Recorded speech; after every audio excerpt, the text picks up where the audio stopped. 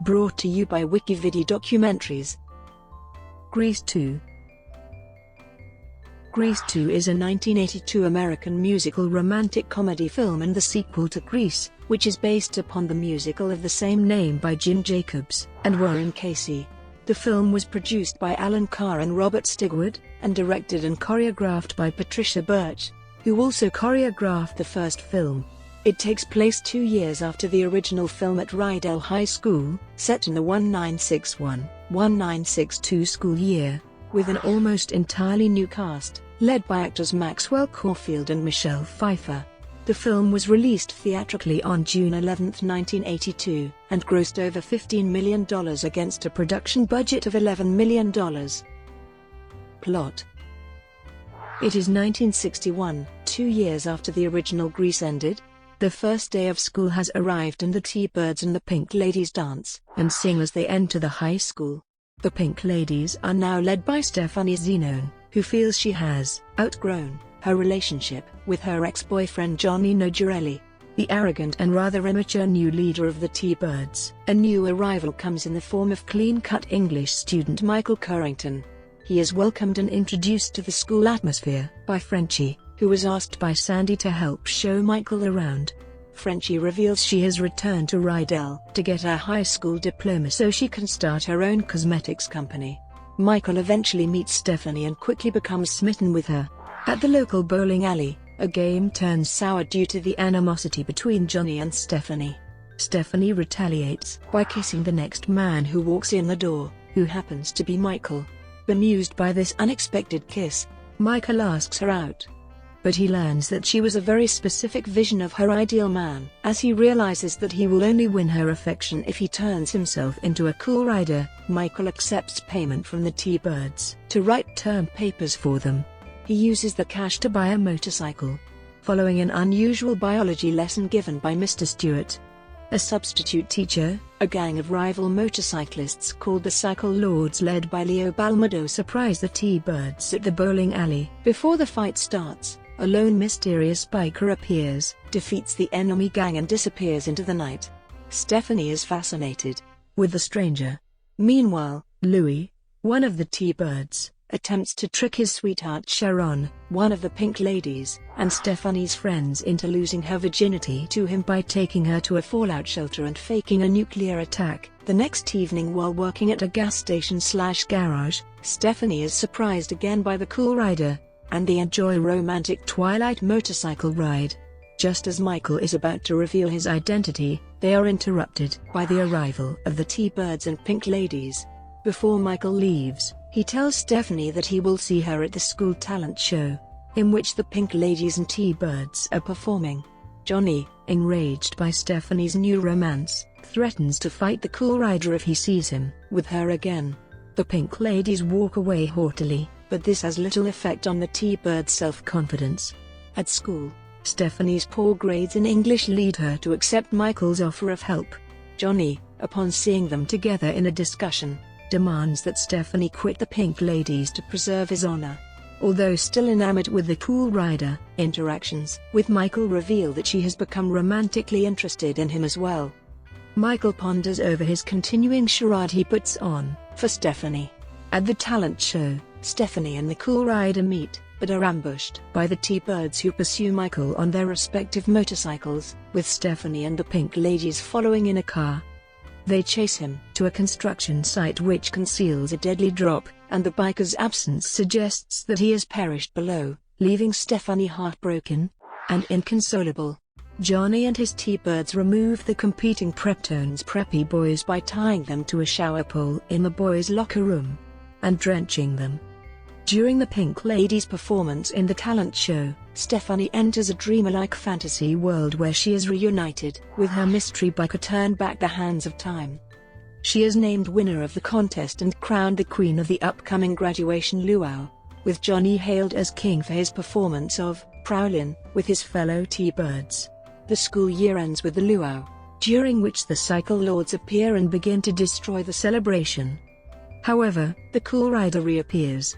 After he defeats the Cycle Lords again, he reveals himself to be Michael. Initially shocked, Johnny gives him a T-Bird's jacket, officially welcoming him into the gang, and Stephanie accepts that she can now be with him. As a reward, Michael and Stephanie kiss for their new love for each other. All the couples pair off happily at the seniors' graduation as the graduating class sings. The credits start rolling in yearbook style, as in the original film. Development. Grease co-producer Allan Carr had a deal with Paramount Pictures to be paid $5 million to produce a sequel, with production beginning within 3 years of the original film. Carr decided to hire Patricia Birch as director for the sequel, as she had previously served as the choreographer for the stage and film versions of Grease. Birch was initially hesitant to accept after learning that neither composers Jim Jacobs and Warren Casey nor John Travolta and Olivia Newton-John would be involved in film. Bronte Woodard, the writer who adapted the original stage material for the original film, had died in 1980, and Canadian comic Ken Finkelman was tasked with penning a new script mostly from scratch. The total budget for the production was $11.2 million, almost double the budget of the original. Grease 2 was intended to be the second film in a proposed Grease franchise of 4 films and a television series. However, the project was scrapped due to the underwhelming box office performance of Grease 2. Maxwell Caulfield was unhappy with the film's drab title and unsuccessfully lobbied to change it to Son of Grease. Casting. Birch proposed an idea to feature Travolta and Newton-John reprising their characters as a now-married couple running a gas station near the end of the film, which did not come to fruition. Paramount tried to get Jeff Conaway and Stockard Channing from the first film to do cameos, but this did not happen. Timothy Hutton was announced as a male star, but Maxwell Caulfield was signed after impressing producers on Broadway and entertaining Mr. Sloan. Pfeiffer had only made a few films before. That was really weird for me. I'd been taking singing lessons and I had taken dance, because I loved to dance, but I had never considered myself a professional at all. I went on this audition as a fluke, and somehow, through the process of going back and dancing, and then going back and singing, I ended up getting the part. I went crazy with that movie. I came to New York and the paparazzi were waiting at the hotel. I know the producers put them up to it. I am basically very private, and I'm really nervous about doing publicity. Every time I set up an interview, I say, that's it. This is my last one. I'll do this, because I committed to doing it, but I'm never doing another one. It was insane. Lorna Luft was the last star cast. The part played by Connie Stevens was originally meant for Annette Funicello, but she was unable to appear as she was filming a peanut butter advertisement that week. Adrian Zmed had previously played the role of Danny Zuko in the stage version of Grease, a role he would later reprise in the 1990s. Filming. Scenes at Rydell High School were filmed at Excelsior High School, an abandoned school in Norwalk, California. Filming took place throughout a 58-day shooting schedule during the autumn of 1981. According to director Birch, the script was still incomplete when filming commenced. Sequences that were filmed, but cut during post-production include scenes in which Frenchie helps Michael become a motorcycle rider, and a sequence at the end of the film showing Michael and Stephanie flying off into the sky on a motorcycle. In the film, after Stephanie wins the contest, it goes on to show the stakeout in the final scene. Originally, there were a few minutes dedicated to a scene in which Michael comes out on stage as Stephanie is exiting the stage. Unbeknownst to her that he is the cool rider and he is alive, he attempts to ask her what's wrong and she storms past him and runs off crying. Then it cuts to the stakeout. There was a scene within the Who's That Guy?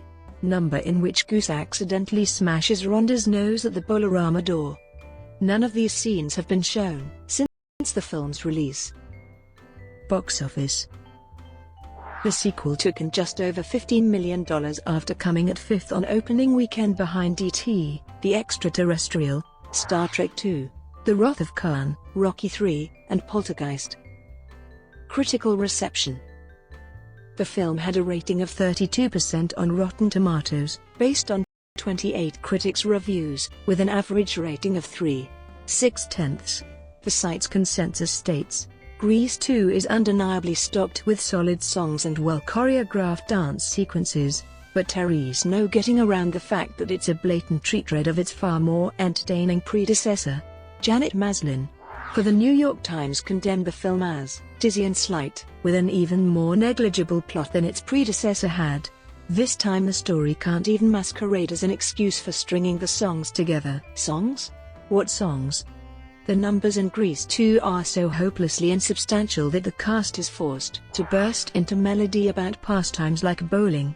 Variety, on the other hand, commended the staging of the musical numbers, writing that Patricia Birch has come up with some unusual settings for some of the scenes, and employs some sharp montage to give most of the songs, and dances a fair amount of punch.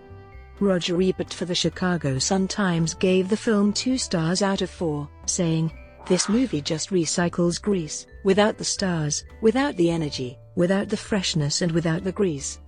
However, Pfeiffer received positive notices for her first major role. The New York Times review cited her performance as the one improvement on the original film. Miss Pfeiffer is as gorgeous as any cover girl, and she has a sullen quality that's more fitting to a Grease character than Miss Newton-John's sonniness was. Variety wrote that she was all anyone could ask for in the looks department, and she fills Olivia Newton-John's shoes and tight pants very well. Pfeiffer told the Los Angeles Times 3 years later. Barry Diller of Paramount said that the film, on no level, is as good as the first. The quality isn't there. Jim Jacobs described it at the time as awful. The pits. In an interview 27 years later, Jacobs noted that Grease 2 still brings a brief frown to his face. Accolades. Pfeiffer was nominated for a 1983 Young Artist Award in the category of Best Young Motion Picture Actress. The film was nominated for a Stinkers Bad Movie Awards for Worst Picture. Remakes. The film's screenplay was adapted in the Kannada feature film Prema Loka, starring Ravichandran and Juhi Chawla, released in 1987, which went on to become a blockbuster. Brought to you by WikiVidi Documentaries. Would you like to know more?